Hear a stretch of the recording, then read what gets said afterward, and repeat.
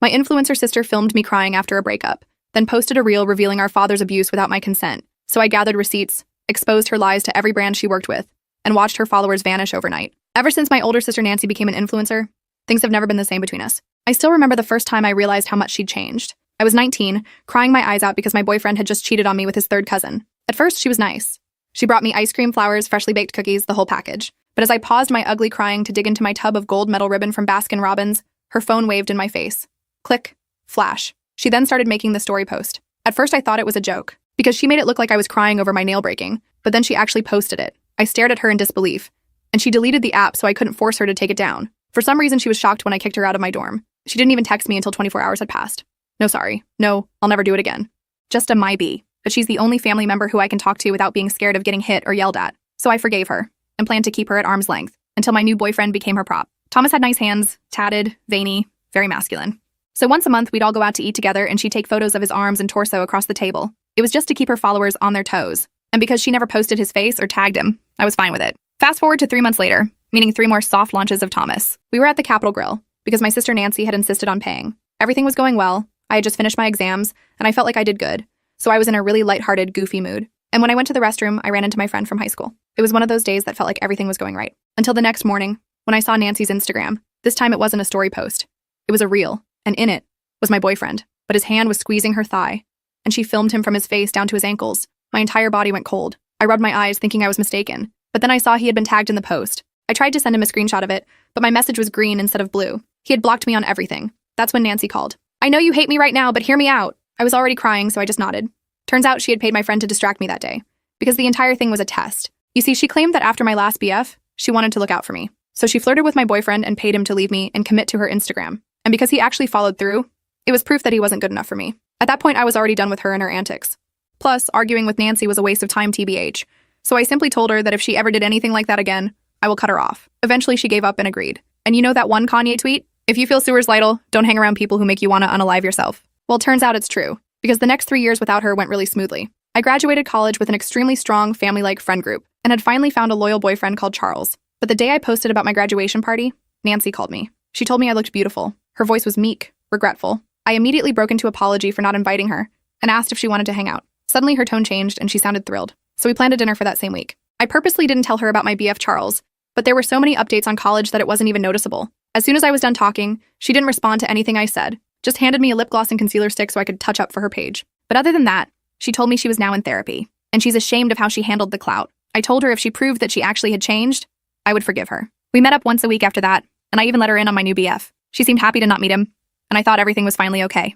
Until one day, when I realized I was even more naive than I thought. There I was, on a nice little walk by the local beach, when I got the notification. She had tagged me in a reel. It was a story time while she did her makeup. I thought it would be wholesome, because she started off by saying how amazing and beautiful I was, even put some photos of me on the screen. But as the video progressed, she started talking about our childhood. My heart dropped, and that's when my worst fears were confirmed. She told the entire world about how our dad had stolen my innocence. I dropped my phone in shock. My entire body was trembling. I checked the views. In just 2 hours, it had gotten 20,000 views. 20,000 people knew about the most vulnerable memory I had. But this time, I had the upper hand, because I wasn't the scared 19-year-old college girl anymore. I was a woman, the type to fight back, to make her regret ever thinking my forgiveness was weakness. I picked up my phone with shaking hands and called my boyfriend Charles. He answered on the second ring. I told him what happened, my voice breaking. He immediately offered to come pick me up, but I needed to be alone. I needed to think. I spent the next hour sitting on a bench by the beach, watching the waves and planning. Nancy had crossed a line that couldn't be uncrossed. She had taken my trauma, my most private pain, and turned it into content. For likes, for views, for engagement. The comments under her video were a mix of sympathy, shock, and people asking for more details. She was responding to them all, playing the role of the supportive sister who was breaking the silence to help other victims. It made me sick. I drove home in a daze, my mind racing with possibilities. When I got to my apartment, I sat down at my laptop and started making a list. Every manipulative thing Nancy had ever done to me. Every lie she'd told. Every time she'd used me for content without my permission. The list was long. Too long. And looking at it all together made me realize something important. Nancy wasn't going to stop. Ever. No matter how many chances I gave her, no matter how many boundaries I set, she would always find a way to cross them. So I had 2 choices. Cut her off completely and hope she'd leave me alone, or find a way to make her stop for good. The first option seemed safer, but I knew Nancy. She'd just use my absence as more fuel for her content. My sister won't talk to me after I expose our family secret would be her next viral video. No. I needed to do something that would make her think twice before using me as content again. Something that would show her that her actions had consequences. Something that would hit her where it hurt, her precious online image. I spent the next few days gathering evidence. Screenshots of texts where she admitted to paying Thomas to cheat on me. Emails where she pitched collaborations to brands using my trauma as her unique angle. Old videos she'd deleted but I'd saved, where she mocked her followers behind their backs. By the end of the week, I had a folder full of receipts. Proof that the person Nancy presented online wasn't real. That her authenticity was carefully crafted. That she would step on anyone, even her own sister, to get more views. Charles was worried about me. He kept saying I should just block her and move on. That revenge wouldn't make me feel better. But he didn't understand. This wasn't about revenge. It was about protection. I needed to make sure she could never hurt me like this again. I decided to start small. I found the email addresses of the 3 biggest brands she worked with and sent them the video of her mocking their products. Within days, all 3 had publicly announced they were ending their partnerships with her. Nancy called me screaming. She knew it was me. I didn't deny it. I told her this was just the beginning unless she took down the video about our dad and posted a public apology. She hung up on me. The video stayed up. So I moved to phase 2. I contacted her manager with evidence that Nancy had been buying followers and engagement. The manager dropped her the next day. Nancy showed up at my apartment, pounding on the door. I didn't let her in. I just texted her the same demand. Take down the video, post an apology. She left after an hour of yelling through the door. I still felt the adrenaline pumping through my veins as I leaned against my apartment door. Nancy's angry footsteps echoed down the hallway as she finally gave up and left. My phone buzzed with a text from Charles asking if I was okay. I quickly replied that I was fine and would call him later. The thing about Nancy is that she never backs down easily. I knew this was just the beginning of our battle. And honestly, I was kind of scared of what she might do next. But I was more scared of doing nothing and letting her continue to exploit my trauma for views. I checked her Instagram the next morning. The video was still up, now with over 50,000 views. But she'd added a new story, her crying in her car, mascara running down her face. The caption read, "Being attacked by your own family when all you're trying to do is raise awareness." I nearly threw my phone across the room. She was playing the victim now. Of course she was. I should have seen that coming. My phone rang. It was my friend Elizabeth from college. I almost didn't answer, but then I realized she might have seen the video. Elizabeth didn't waste time with small talk. She told me she'd seen Nancy's video and wanted to check if I was okay. I gave her a quick rundown of what was happening. Elizabeth had met Nancy a few times during college and had always said there was something off about her. Turns out Elizabeth was right. After talking to Elizabeth, I decided to take a different approach. Going after Nancy's brand deals and manager was satisfying, but it wasn't getting me what I really wanted. The video taken down. I needed to be smarter about this. I spent the next few hours researching Instagram's community guidelines. Turns out sharing someone else's trauma without consent could potentially violate their rules against harassment. I filed a report against the video, then encouraged Charles and Elizabeth to do the same. We got about 10 of our friends to report it too. By that evening, Instagram had removed the video. Small victory, but I knew Nancy would be furious. Sure enough, my phone exploded with texts from her. I didn't read them. Instead, I blocked her number. I needed some peace. The next day, I woke up to an email from Nancy. She'd created a new account just to contact me.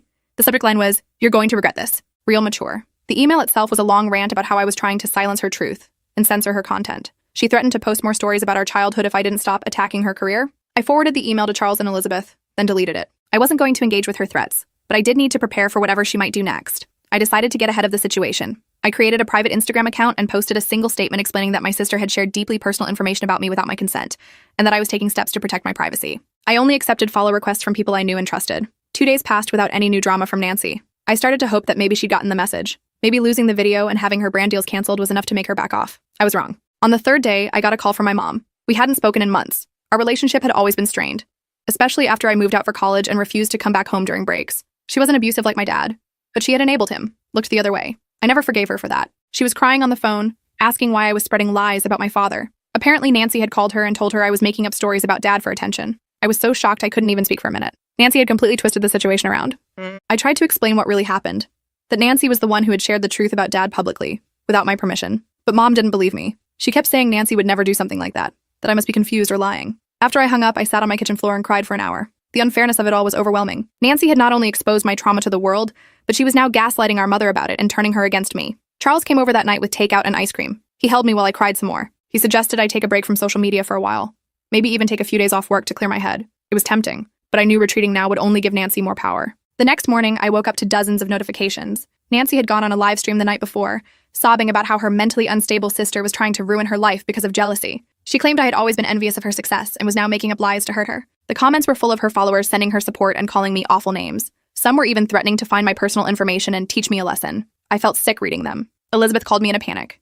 She'd seen the live stream and was worried about my safety. She offered to come stay with me for a few days. I accepted. Having a friend around would help keep me grounded. Elizabeth arrived that afternoon with a suitcase and her laptop. She worked remotely as a graphic designer so she could stay as long as needed. As soon as she walked in, she gave me a big hug and told me we were going to figure this out together. We spent the evening making a plan. Elizabeth pointed out that Nancy's biggest weapon was her platform and her ability to control the narrative. If I wanted to fight back effectively, I needed to find a way to tell my side of the story that Nancy couldn't twist or delete. The idea came to me around midnight. Nancy wasn't the only one with receipts. I had years of texts, emails, and even some recorded phone calls from states where one-party consent is legal that showed who Nancy really was. I had evidence of her admitting to the test with Thomas, planning to use my breakup for content, and even discussing how she could monetize our family drama. I didn't want to sink to her level by posting all this publicly, but I could create a document with all the evidence and share it privately with the brands she was still working with, explaining the situation calmly and professionally. Elizabeth helped me organize everything chronologically. We spent hours putting together a PDF that told the whole story, from the first time Nancy used me for content when I was crying over my cheating ex to the recent video about our dad. We included screenshots, recordings,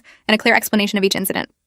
By morning, we had a comprehensive document that showed Nancy's pattern of exploitation and manipulation. We found email addresses for the marketing departments of her remaining brand partners and sent them each a copy, along with a brief professional note explaining that I wasn't trying to cause trouble, but felt they should know who they were working with. I didn't expect much to happen right away. These things take time. But by that afternoon, 2 more brands had announced they were reevaluating their partnership with Nancy. One even reached out to me directly, apologizing for the situation and thanking me for bringing it to their attention. Nancy must have realized what was happening because she showed up at my apartment again. This time, Elizabeth was there. She peeked through the peephole and told me it was Nancy, looking furious. We decided not to answer. Nancy started banging on the door, yelling that she knew I was home and that I needed to stop this childish game before she really got angry. Elizabeth and I sat silently in the living room, listening to her rant. After about 20 minutes, a neighbor must have complained because we heard another voice in the hallway, then Nancy's footsteps stomping away. As soon as she left, Elizabeth suggested we go stay at her place for a few days. She lived in a secure building with a doorman, so Nancy wouldn't be able to get in. I agreed it was probably safer. We quickly packed some essentials and headed to Elizabeth's apartment across town. On the way, Charles called. He'd been trying to reach me for hours.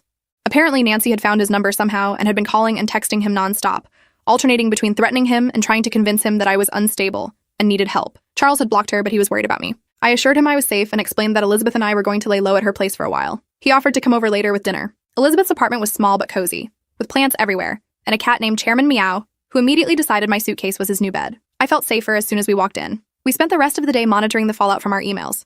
3 more brands had quietly removed Nancy from their websites. Her follower count was dropping too, as people began to notice the pattern of brands distancing themselves from her. That evening, Nancy went live again. This time, she was calmer, more calculated. She said she had been reflecting on recent events and wanted to clear the air. She admitted that she had shared family stories without permission, but claimed she had only done it to help others who might be going through similar situations. She never mentioned me by name, but she talked about how certain people in her life were trying to silence her because they were uncomfortable with the truth. She ended by saying she was taking a short break from social media to focus on healing. Elizabeth and I watched the whole thing, rolling our eyes so hard it hurt. This was classic Nancy, making a non-apology that somehow still made her the victim, then announcing a break that would probably last all of 48 hours. Charles arrived with Thai food around 8. The 3 of us sat on Elizabeth's living room floor, eating pad Thai and strategizing. Charles thought Nancy's break was a good sign. Maybe she was finally realizing she couldn't win this fight. Elizabeth wasn't so sure.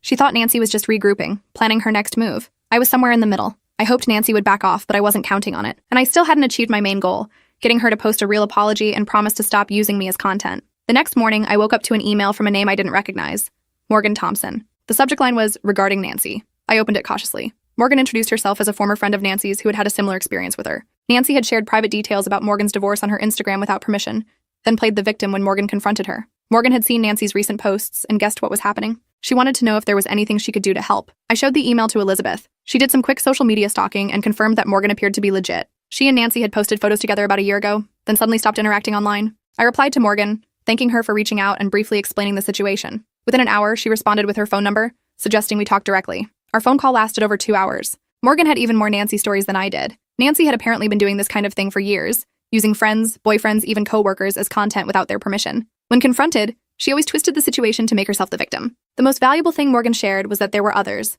at least 5 other former friends of Nancy's who had similar experiences. She offered to connect me with them if I wanted. I immediately said yes. By that evening, I was part of a group chat with 6 women, all of whom had been exploited by Nancy in some way. We shared our stories and compared notes. The pattern was always the same. Nancy would get close to someone, learn their secrets or vulnerabilities, then use those for content. When confronted, she would gaslight, play the victim, and often try to turn others against the person who had called her out. One woman, Patricia, had actually gone through almost exactly what I was experiencing now. Nancy had shared details about Patricia's eating disorder, then claimed she was doing it to raise awareness. When Patricia had tried to get the content removed, Nancy had painted her as triggered and trying to silence important conversations. The group was incredibly supportive. They understood what I was going through in a way even Charles and Elizabeth couldn't. And they had practical advice too, based on their own experiences with Nancy. Patricia suggested we all report Nancy's account for harassment, which might trigger a review of her entire account.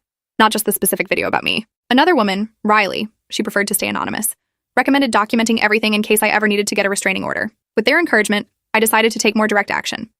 I drafted a formal cease and desist letter, stating clearly that Nancy did not have permission to share any information about me on social media or any other platform. I wasn't sure if it would have any legal weight, but it would at least show Nancy I was serious. I sent the letter by certified mail so I'd have proof she received it. Then I waited. 3 days passed without any new posts from Nancy. Her break from social media seemed to be real this time. I started to relax a little. Maybe the combination of losing brand deals, getting the cease and desist, and knowing that her former friends were now connected had finally gotten through to her. I was wrong again. On the 4th day, Nancy posted a 20-minute video titled, "The Truth About My Sister." In it, she claimed that I had been jealous of her success for years and was now trying to destroy her career because of it. She twisted every interaction we'd had over the past few years to fit this narrative. The worst part was when she brought up our childhood. She admitted that our dad had been abusive, but suggested that I had conflated or misremembered certain events due to trauma responses. She never outright said I was lying about what he did to me, but she heavily implied it. I was shaking with rage by the end of the video. Elizabeth had to take my phone away because I was ready to drive straight to Nancy's apartment and confront her face to face. Instead, Elizabeth called Charles, who came right over. The 3 of us sat in Elizabeth's kitchen, trying to figure out what to do next. This was a new level of betrayal. Nancy wasn't just using my trauma for content anymore. She was actively trying to discredit me and rewrite history. That's when I got a text from Patricia. She and the other women from the group chat had all seen Nancy's new video. They were as disgusted as I was. And they had a suggestion. What if we all shared our stories publicly, together? The idea was powerful. One person speaking out against Nancy could be dismissed as a hater or someone with a grudge. But 7 women, all with similar experiences, all with receipts, that would be much harder to ignore or discredit. We set up a Zoom call for that evening to discuss the details. Everyone agreed that we didn't want to sink to Nancy's level by sharing private information about her. Instead, we would each tell our own story. How we knew Nancy, how she had used us for content without consent, and how she had reacted when confronted. We decided to create a simple website where we could post our stories, along with whatever evidence each person felt comfortable sharing. We would keep it factual and avoid personal attacks. The goal wasn't to cancel Nancy, but to warn others about her pattern of behavior and hopefully get her to stop. Elizabeth, being a graphic designer, offered to create the website. We spent the next few days gathering our stories and evidence. Each woman wrote her own account, focusing on specific incidents and including screenshots or recordings when possible. I wrote about the time Nancy posted about me crying over my cheating ex, the test she set up with Thomas, and of course, the recent video about our dad. I included screenshots of texts where she admitted to these things, sometimes even bragging about how much engagement they got her. We launched the website on a Monday morning. We didn't promote it widely, we just shared it with our own networks and sent the link to the brands Nancy was still working with. We wanted the truth to be available, but we weren't trying to create a public spectacle. The response was immediate. By lunchtime, the site had thousands of views. People were sharing it on Twitter and Reddit. Nancy's remaining brand partners began to distance themselves one by one. Her follower count dropped by thousands. Nancy's initial response was to go private on all her social media accounts. Then she posted a story claiming she was being targeted by a coordinated harassment campaign, and that everything on the website was lies and manipulation. No one was buying it. The evidence was too clear, the pattern too consistent across all 7 stories. People who had followed Nancy for years were now seeing her in a new light. By evening, Nancy had deleted her story and posted a new one saying she was taking time to reflect and would address these allegations soon. It was the first time I'd seen her on the defensive rather than immediately attacking. The next day, I received a text from an unknown number. It was Nancy, using a friend's phone since I had blocked her. She wanted to meet in person to talk things through. I showed the text to Elizabeth and Charles.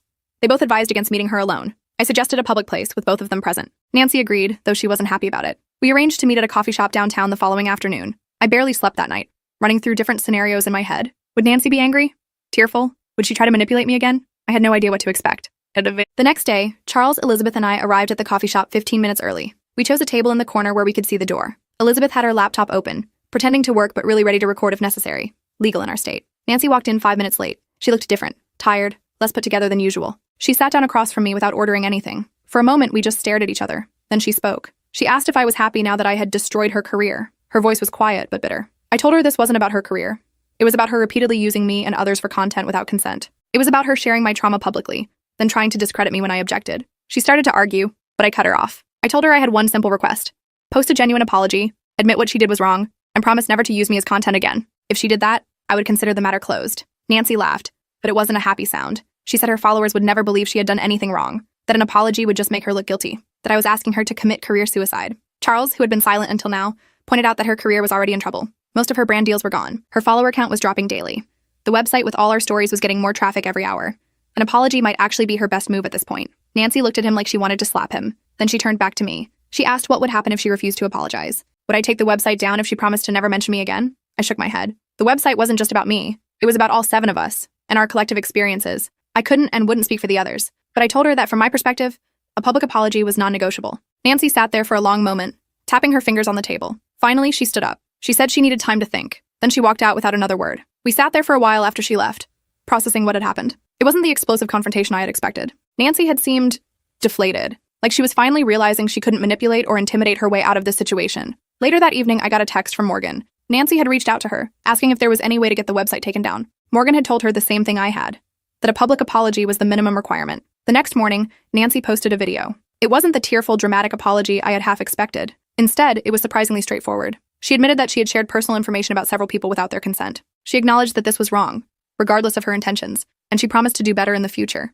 She mentioned me specifically, saying she was especially sorry for sharing details about our childhood trauma without my permission, and for trying to discredit me when I objected. She said there was no excuse for her behavior, and that she was taking time away from social media to reevaluate her priorities. I watched the video 3 times, looking for the catch, the subtle manipulation, the way she would turn this around to make herself the victim again, but I couldn't find it. It seemed genuine, or at least as genuine as Nancy was capable of being. I forwarded the video to the group chat with the other women. Their reactions were mixed. Some thought it was a good first step. Others were more skeptical, pointing out that Nancy only apologized after her career was threatened. I wasn't sure what to think. Part of me wanted to believe Nancy had finally understood the impact of her actions. Another part remembered all the times she had seemed to change, only to revert to her old behaviors as soon as it was convenient. For now, I decided to take the apology at face value. I texted Nancy a simple, "Thank you for the apology." And she responded almost immediately with, "I really am sorry." It was the most straightforward interaction we'd had in years. Over the next few weeks, Nancy kept her word about staying off social media. The website remained up, but traffic to it naturally decreased as the drama faded. Most of Nancy's former brand partners moved on to other influencers. Her follower count stabilized at about half what it had been before. I moved back to my own apartment, though Elizabeth and I had become even closer friends through the whole ordeal. Charles was supportive throughout, never once suggesting that I should just let it go or be the bigger person. He understood that this wasn't about revenge. It was about standing up for myself and setting boundaries. About a month after her apology video, Nancy texted asking if we could meet again, just the two of us this time. I was hesitant but curious about what she wanted to say. We arranged to meet at the same coffee shop. This time, Nancy was on time. She looked different again, more like her old self before the influencer fame had changed her. She had even dyed her hair back to its natural color. She told me she had been in intensive therapy since her apology video, that she was working through a lot of issues, including why she felt the need to exploit others for attention and validation. She said she wasn't asking for forgiveness, just a chance to prove over time that she had changed. I told her I was willing to give her that chance, but that my trust would have to be earned back slowly, that I needed to see consistent behavior change, not just promises. She nodded, seeming to understand. Then she asked about our childhood, about Dad. Not for content, she quickly clarified, but because she was trying to process her own trauma from that time. We ended up talking for hours, more honestly than we had in years. I left that meeting cautiously optimistic. Not that Nancy and I would ever have the close sister relationship I had once hoped for, but that maybe we could build something new, something based on mutual respect and boundaries. As I drove home, I realized something important. This whole ordeal had started because I wanted to make Nancy pay for what she did. But what I really gained wasn't revenge. It was my voice. The courage to stand up for myself, to set boundaries, to say no when someone tried to use me. And that was worth more than any revenge could ever be. I walked into my apartment that night feeling weirdly calm. After months of chaos with Nancy, I finally felt like I had some control back. The website with all our stories was working. Brands were dropping her. And most importantly, she seemed to be on the defensive for once. Charles called to check in. He wanted to know how I was feeling after the coffee shop confrontation. I told him I was okay, just tired. The emotional roller coaster of the past few weeks had completely drained me. He offered to come over, but I told him I needed some alone time to process everything. I woke up the next morning to a text from Patricia. Nancy had reached out to her too, asking for a private meeting. Patricia wasn't sure what to do. I told her about my experience at the coffee shop, how Nancy had seemed deflated rather than combative. Patricia decided she'd meet Nancy, but in a public place with a friend nearby, just to be safe. Later that day, Elizabeth sent me a screenshot of Nancy's Instagram. She'd posted a story saying she was taking a social media break to focus on personal growth. There was no mention of the website or the allegations against her, just a vague statement about reflecting on past mistakes and learning to be better. Classic Nancy non-apology. I showed it to Charles when he came over that evening. He thought it was a good sign that she wasn't attacking me publicly anymore. I wasn't so sure. This felt like a tactical retreat, not a genuine change of heart. My phone rang around 8 p.m. Unknown number. I almost didn't answer, but something told me I should. It was my mom. She was crying. Apparently Nancy had called her again, but this time with a completely different story. She'd admitted that she was the one who had shared our family trauma online, not me. She'd confessed to lying about me being jealous and trying to ruin her career. I sat down on my couch, stunned. This didn't sound like Nancy at all. My mom kept talking, saying she was sorry for believing Nancy's lies, that she should have known better. I barely heard her. My mind was racing, trying to figure out Nancy's angle. What was she getting out of this sudden honesty? After I hung up with Mom, I called Elizabeth. She had a theory. Nancy realized she was losing the PR battle and was trying to salvage what relationships she could. Starting with our mom made sense. She was an easier target than me or the other women she'd exploited. The next morning, I got another surprise. Morgan forwarded me an email Nancy had sent to everyone in our group. It was a lengthy apology, acknowledging specific incidents where she'd used each of us for content without permission. She admitted to gaslighting us when confronted and trying to turn others against us when we stood up for ourselves. The email ended with a request. Nancy wanted to make a public apology video addressing everything she'd done. She asked if we would be willing to review it before she posted it, to make sure she wasn't missing anything or unintentionally continuing harmful patterns. Our group chat exploded with reactions. Some thought it was another manipulation tactic. Others believed she might be genuinely remorseful. We debated back and forth for hours. Finally, Patricia suggested a compromise. We would agree to review Nancy's apology video, but we'd make it clear that our approval wasn't an endorsement or forgiveness. We were simply confirming that she was accurately acknowledging what she'd done wrong. I drafted the response and sent it to Nancy after everyone in the group approved it. She replied almost immediately, thanking us and promising to send the video draft within a few days. True to her word, Nancy sent the video 3 days later. It was surprisingly good. She took full responsibility for her actions without making excuses. She named each specific incident and explained why it was wrong. She didn't ask for forgiveness or try to paint herself as a victim. She just acknowledged the harm she'd caused and promised to do better. We suggested a few minor changes, mostly around language that still felt a bit manipulative. Nancy accepted all our edits without argument and posted the final version the next day. The response was immediate and massive. Nancy's followers were shocked by her admissions. Some defended her, claiming we were just trying to cancel her out of jealousy. But most seemed to appreciate her honesty. The video got more views than anything she'd posted in months. I watched the comment section carefully, ready to jump in if Nancy started liking or responding to comments that attacked me or the others. But she didn't. She only engaged with comments that focused on accountability and growth, ignoring the ones that tried to absolve her of responsibility. A week passed. Then 2. Nancy remained quiet on social media aside from responding to comments on her apology video. No new content, no stories, no attempts to capitalize on the situation for views. It was the longest she'd ever gone without posting something about her personal life. I started to wonder if maybe, just maybe, she was actually changing. But I'd been fooled by Nancy too many times before to fully trust this apparent transformation. My suspicions were confirmed when Elizabeth called me in a panic one morning. She'd been checking Nancy's social media accounts daily, something I'd stopped doing for my own mental health, and had noticed something concerning. Nancy had started following several accountability coaches and redemption story content creators, people who specialized in helping public figures rehabilitate their image after scandals. She's planning a comeback, Elizabeth said. This whole apology thing is just phase 1 of her rebranding strategy. I felt that familiar knot in my stomach. Of course, Nancy wasn't really changing. She was just adapting her approach, finding a new angle for content. Instead of being the relatable influencer who shared family stories, she'd become the reformed bully on a journey of personal growth. And she'd probably find a way to use me in that narrative too. I called an emergency Zoom meeting with the other women from the website. We needed to prepare for whatever Nancy might do next. Patricia suggested we update the website to acknowledge Nancy's apology video, but make it clear we were still watching to see if her behavior actually changed. Riley thought we should just leave things as they were and not engage further. We were still debating when my phone lit up with a text from Nancy. She wanted to meet again, just the 2 of us. Said she had something important to discuss that couldn't be done over text or phone. I shared the message with the group. It's a trap, Morgan said immediately. She's going to record your conversation and twist it somehow. That seemed likely. But I was also curious. What new manipulation was Nancy planning? And did I really want to spend the next months or years constantly looking over my shoulder, waiting for her next move? I decided to meet her, but with precautions. I told her I'd meet at a public park near my apartment. I'd have Charles and Elizabeth nearby, out of sight but close enough to intervene if needed. And I'd record the entire conversation myself, so she couldn't selectively edit anything later. Nancy agreed to all my conditions without argument, which only made me more suspicious. We set the meeting for the following afternoon. I barely slept that night, running through possible scenarios in my head. What did Nancy want? Another chance to manipulate me? Material for her redemption content? Or was she planning something more vindictive? The next day, I arrived at the park 20 minutes early. Charles and Elizabeth were already there, pretending to have a picnic about 50 feet from our meeting spot. I sat on a bench and waited, phone recording in my pocket. Nancy showed up right on time. She looked different, less polished, more like the sister I remembered from before she became an influencer. She sat beside me, leaving plenty of space between us. Thanks for meeting me, she said. Her voice was quiet, lacking its usual confidence. I nodded but didn't say anything. I wasn't going to make this easy for her. Nancy took a deep breath. I'm leaving social media, she said. For good. That was not what I expected to hear. What do you mean? I'm deleting all my accounts. I've already told my remaining sponsors. I'm done with being an influencer. I stared at her, trying to see the angle. Why? Because I don't like who I've become, she said simply. The apology video wasn't just for show, and I meant it. And making it forced me to really look at my behavior over the past few years. I don't recognize myself anymore. She pulled out her phone and showed me an email. It was a job offer from a marketing firm in Seattle, 3,000 miles away from where we lived. She'd already accepted. I'm starting over, she said. New city, new job, new me. Away from the temptation to turn everything and everyone into content. I still didn't trust it. And you're telling me this because you're my sister, and because I owe you the biggest apology of all. She looked down at her hands. I've been in intensive therapy since everything blew up. My therapist helped me see how much damage I've done, especially to you. I used your trauma for views. I betrayed your trust over and over. I tried to gaslight you when you called me out. There's no excuse for any of it. I'd heard Nancy apologize before, usually right before she did something even worse. But something felt different this time. Maybe it was the lack of dramatic tears, or the fact that she wasn't filming this for content, or maybe it was just that she seemed smaller somehow, more human. I don't expect you to forgive me, she continued when I didn't respond. I wouldn't, in your position. I just wanted you to know that I'm removing myself from your life. You won't have to worry about me using you for content anymore because there won't be any content. I'm done. She stood up, pulling a small envelope from her pocket and placing it on the bench between us. That's a copy of the lease termination for my apartment and my flight details to Seattle. I leave next week. I'm not telling anyone else where I'm going. Not my followers, not my friends in the industry.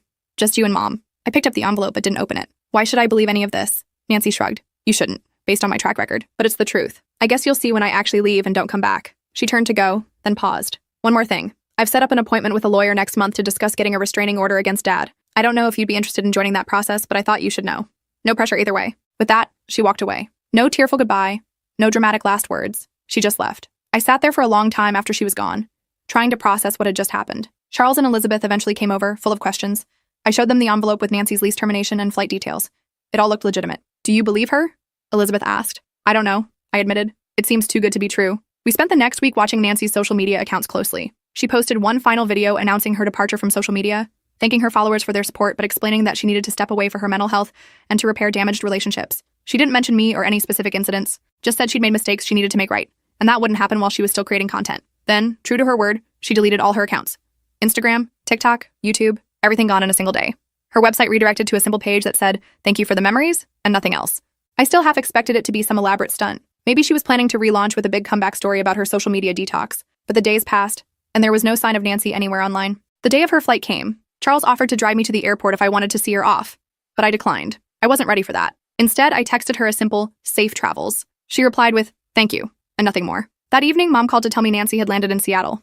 She really had left, just like she said she would. The weeks that followed were strangely quiet. I kept expecting some new drama from Nancy, some new way she'd find to insert herself into my life, but there was nothing. She called Mom once a week, but never asked about me or tried to contact me directly. A month after she left, I got an email from Nancy's lawyer about the restraining order against Dad. It included information about the process and what would be involved if I wanted to join the petition. I sat on it for a few days, then decided to at least have a consultation. Charles came with me for support. The lawyer was professional and straightforward. She explained that Nancy had already begun the process based on her own experiences, but my testimony would strengthen the case. I wouldn't have to see Dad or speak to him directly. I could submit a written statement or do a deposition with just the lawyers present. I agreed to think about it. On my way out, the lawyer handed me a sealed envelope. "Nancy asked me to give you this if you came in," she said. She was very clear that I shouldn't try to persuade you one way or the other about the restraining order.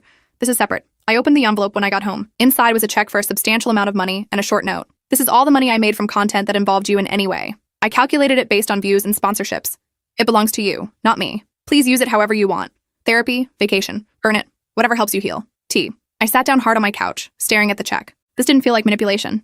It felt like atonement. 2 months after Nancy left, I finally decided to join the restraining order petition. Not for her, but for me. And maybe a little bit for the scared kids we once were. We won the case. Dad wasn't allowed to contact either of us anymore. It felt like closing a chapter that had been left painfully open for too long. Nancy and I still don't talk much. Just occasional texts about practical matters. She's kept her word about staying off social media. According to Mom, she's doing well at her marketing job, living a normal private life. As for me, I used part of Nancy's money for therapy. Turns out I had a lot to process. Not just about Nancy, but about our whole family. The rest I put toward a down payment on a small house. Charles moved in with me last month. We're talking about getting a dog. Sometimes people ask if I miss having a close relationship with my sister. The truth is, I miss the sister I thought I had before she became an influencer. The real Nancy, the one who exploited my trauma for views, I don't miss her at all. But this new Nancy, the one who's actually respecting my boundaries, I'm cautiously optimistic that maybe, someday, we might build something real. Something based on honesty instead of content. Something that exists entirely offline, where it belongs. For now, though, I'm just enjoying the peace. No drama, no viral videos, no wondering if my private moments are being recorded for strangers on the internet. Just a normal, boring life. And after everything that happened, boring feels pretty damn good.